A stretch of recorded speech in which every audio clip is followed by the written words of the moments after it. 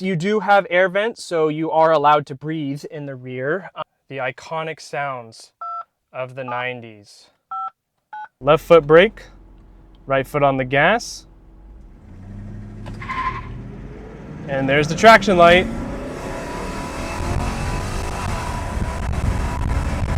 And that's 60. Hello everyone and welcome back to Eurofever Garage. And today with me is a special guest and a new face to the channel. This is my 1997 BMW E39 540. This is the little brother to my E38 750 and widely considered one of, if not the best saloons, four-door sedans that BMW has ever designed. Now this car ran from 1996 to 2003, very early 2004, and is continued to be considered the best 5 Series and best sedan that BMW, again, has ever made. And today I'm here to kind of prove if that's the case. I wanted to do a POV drive of this car. Now take that with a grain of salt because this is not the best example.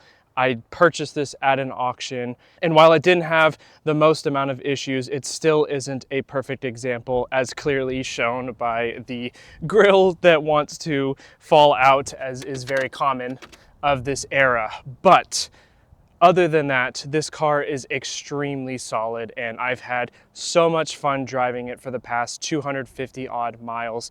And I just thought it would be a good time to do a quick test drive with it and bring you guys along for the trip. And so now that we've done our exterior walk around, I wanted to point out sort of the styling cues and the just gorgeous body lines that this car has.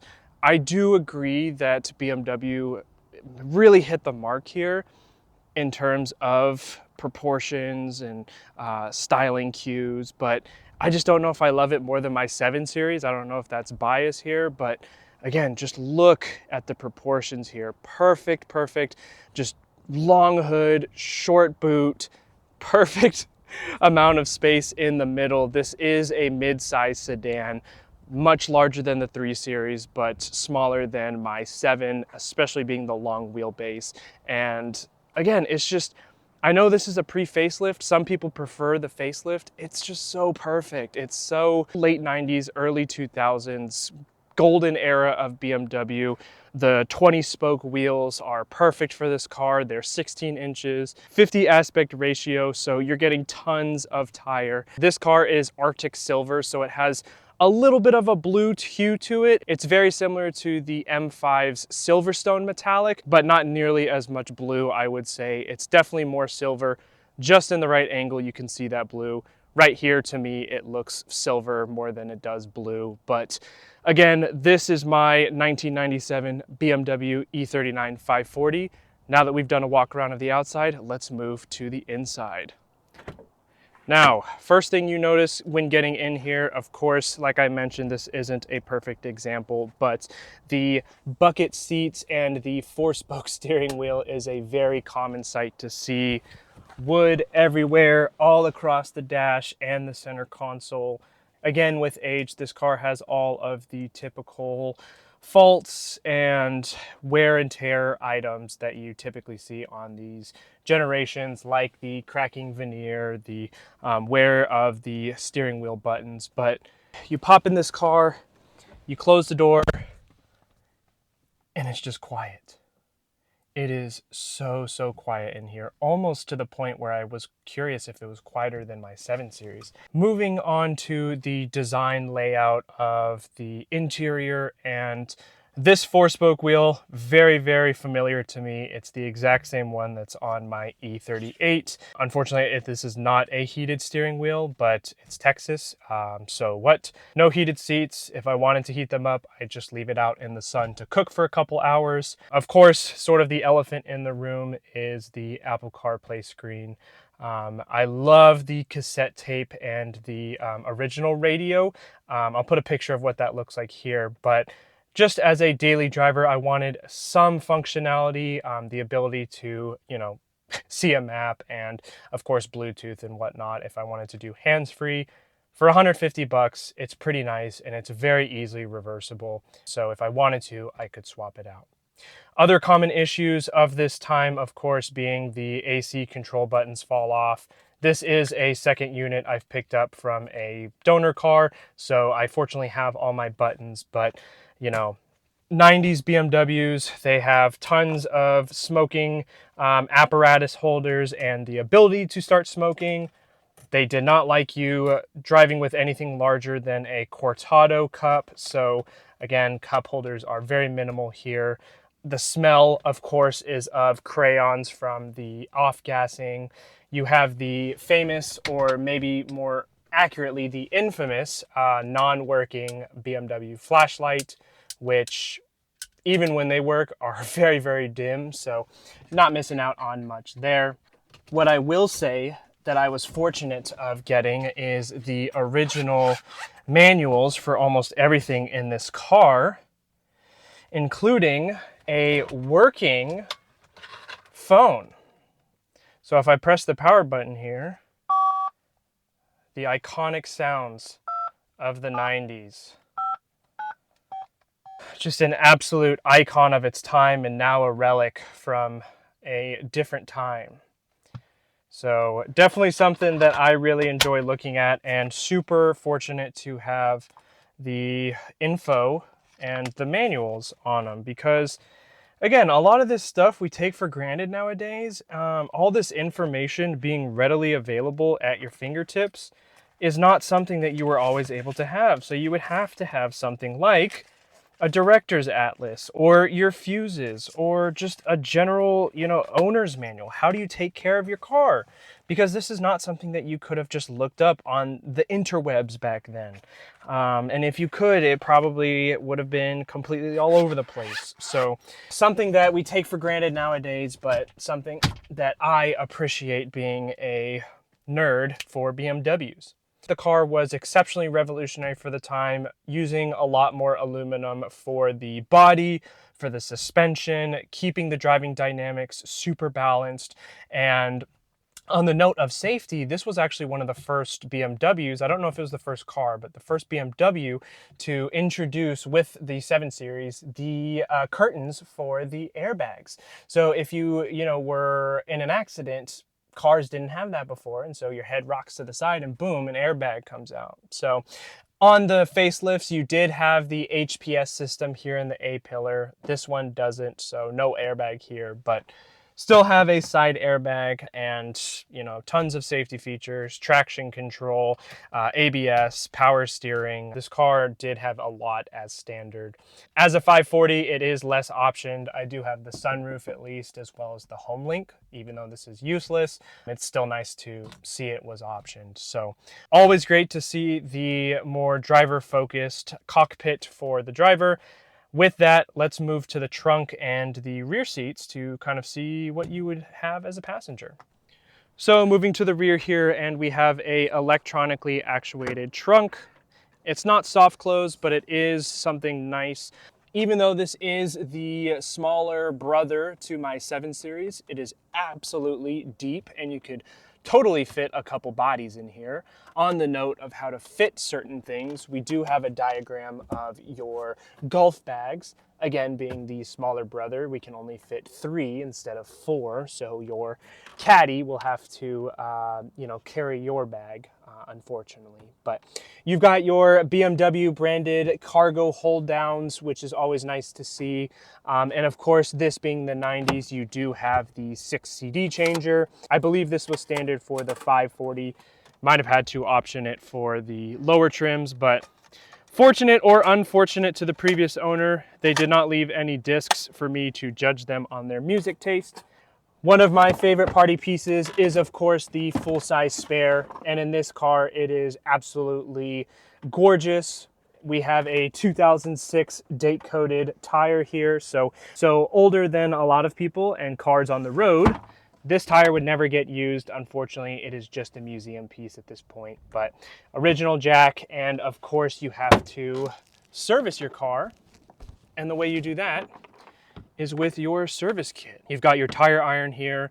You've got a couple of wrenches. You've got a spark plug tube here, your tie down for the towing. I think this is like a lever.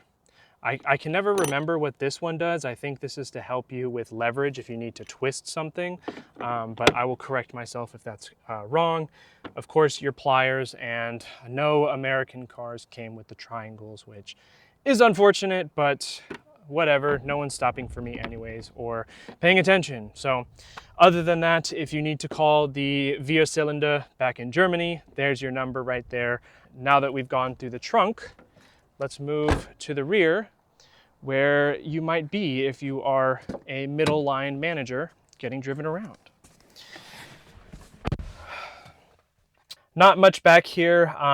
I would say this is pretty Spartan, even by 90s standards. You do get an armrest with no cup holders, of course. They are down here. And of course, with all E39s, only one of them works. Other one's broken.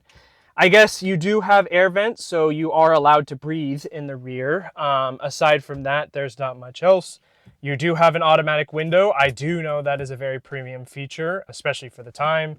You've got your smoking trays down here, of course, because you cannot drink in a BMW, but you can smoke. You do have the ski pass-through right here, so the bag is right there, nice and folded up. This car does have the ability to fold down the seats, which is super, super nice. If you have an E46 that doesn't have the fold down seats, it makes the trunk a lot less usable. Having this really increases your practicality and is definitely a must for most sedans. And, you know, by modern standards, is this car the biggest? No, but it is still very usable. Being 5'9", 200 odd pounds, I am very comfortable aside from the lack of tint. I do feel like a fish in a fishbowl. So with that, let's move back over to the driver's seat and get this car going.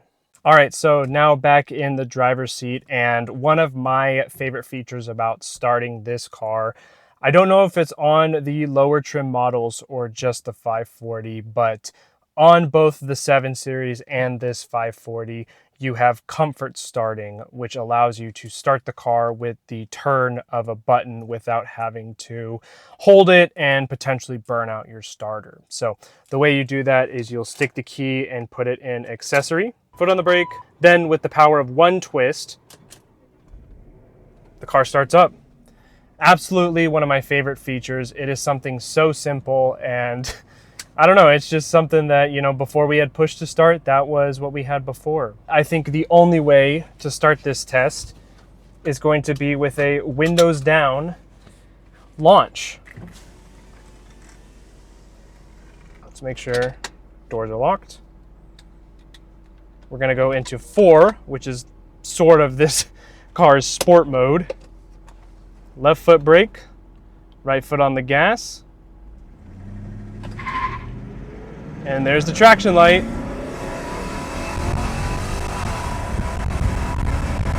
And that's 60.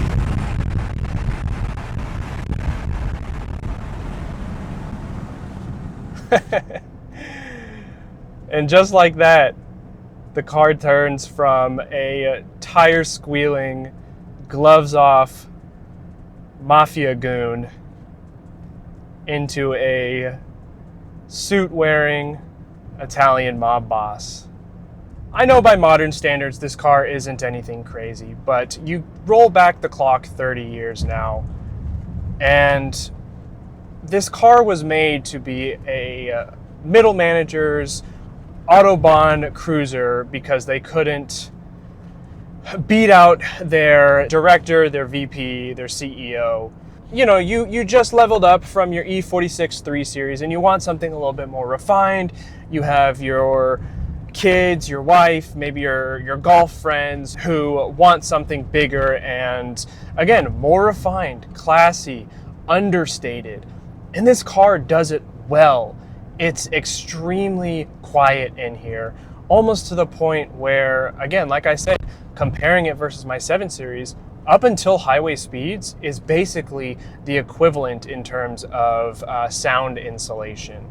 I'm going about 50 miles here, and aside from a little bit of road noise on the tires, there's basically no wind noise. Now again, that changes when you're on the highway and you have cars next to you, but this comes back to a time where luxury meant high quality, form, function, build quality, and materials. Very, very little rattles in here, and it's super impressive, again, remembering that this is a 30-year-old car. And aside from the actual design and, lack of screens, there isn't much that really dates this car. Missing some options like the heated steering wheel, heated seats, technically Bluetooth as standard. Maybe parking distance sensors is what I would say ages this car the most. It's really not that large, but in terms of driving characteristics, it feels super modern. One key difference between the 540 and the 6-cylinder variants is the fact that this car has a steering box rather than a rack and pinion. So very similar, if not the exact same system that is on the 7 Series. This car has what's called a steering box, where it essentially links to a steering link called a center link, and then turns the wheels that way by pulling the whole thing kind of like for lack of a better term, a toothpick, and turning both the wheels at the same time. Now, that does introduce a little bit more vagueness, but it's extremely linear and very smooth. So while the direction of the wheels is a little bit more vague, I do think it provides a much smoother driving characteristic, and because it's hydraulic, you still get the best of both worlds, where it's a little bit weighted, but nice and light and agile enough to get a little bit of the canyon carver characteristics of a BMW, right? We throw it in this corner here, and that near 50-50 weight distribution really plays to this car's strengths. And at a time where I mentioned luxury is more about build quality and convenience of your driving characteristics, the suspension is super compliant. The 16-inch wheels allows for a ton of tire, and the multi-link suspension is very, very compliant. I would say I wish the tires were staggered so that I would have a little bit more oversteer, but again, that is literally just a preference. You can get the M Sports and have a much better time in terms of a more driver-oriented car. This is the vehicle you get when you want to show off to your friends that you've grown up, that you've matured, and still want to have a little bit of fun under your right foot. I mentioned that this V8 is, not competitive in modern space. 290 odd horsepower, 292, depending again on what iteration of the V8 you had, up to about 315, 320 pound-feet of torque. It can light your rear tires, but it's only because they're 225s in the rear. It is very, very peppy for a V8, and it does guzzle gas quite heavily. It's rated for about 15 miles per gallon city and about 23, 24 highway combined. Ideally, you're looking at about 20 miles per gallon combined. Realistically, more like 17.5 to 18 is what I've seen from day-to-day users who actually still, to this day, drive their 540s. And it's on that point that I emphasize this is peak BMW. 90s, golden era BMWs. You have the pick of the cream of the crop of BMWs, all the way from a light, nimble E46 with an M54, all the way up to a V12 in the E38. And you've got this guy right in the middle, and you've got tons of flavors. I would say if you were looking for one of these cars, the best way to experience an E39 is with the 6-cylinder. You get the rack and pinion steering, throw some M Sport suspension, find one with sport seats, with a sport steering wheel, and whatever options you want, heated seats or not. Get it with a manual, get it with an auto.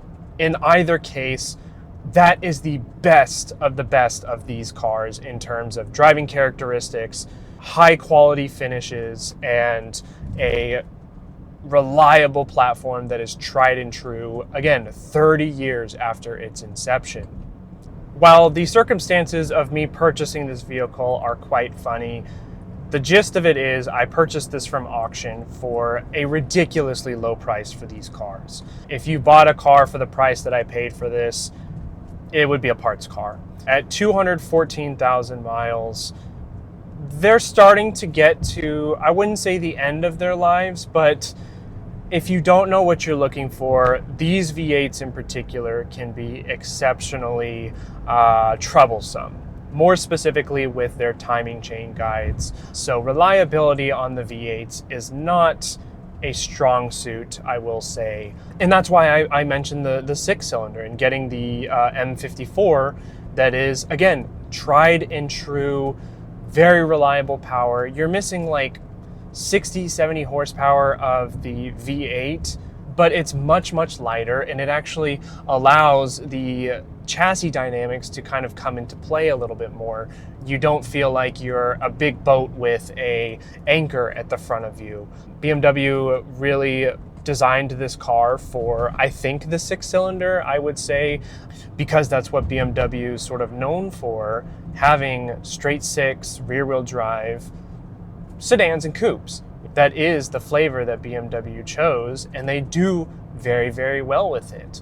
And so while the V8 can be a little bit of a trouble child, the rest of the car is extremely reliable. This 5-speed from ZF is pretty bulletproof. You don't really run into issues with these. Normal service intervals will extend the life quite significantly versus if you don't and just let the car kind of ride. Doing the filter, doing the fluid at about 100,000 miles, less if you can, anywhere from about 70 to 100 I feel like is a pretty solid interval. While I can't tell you if the fluid was changed here, the shifts are still super smooth. In sport mode, it's a little bit clunky.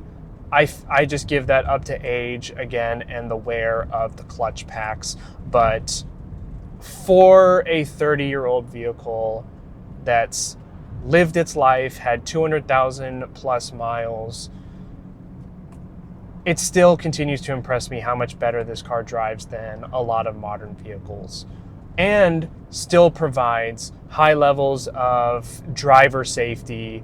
Of course, I don't have blind spot. Of course, I don't have lane keep and forward collision warnings, but if you're in one of these cars, you're probably going to be focusing on the road anyways. You want to make sure that you're going from point A to point B, but just having fun while doing it. And so on that note, while miles per gallon are high on this car, MPGs are suffering due to my very heavy right foot.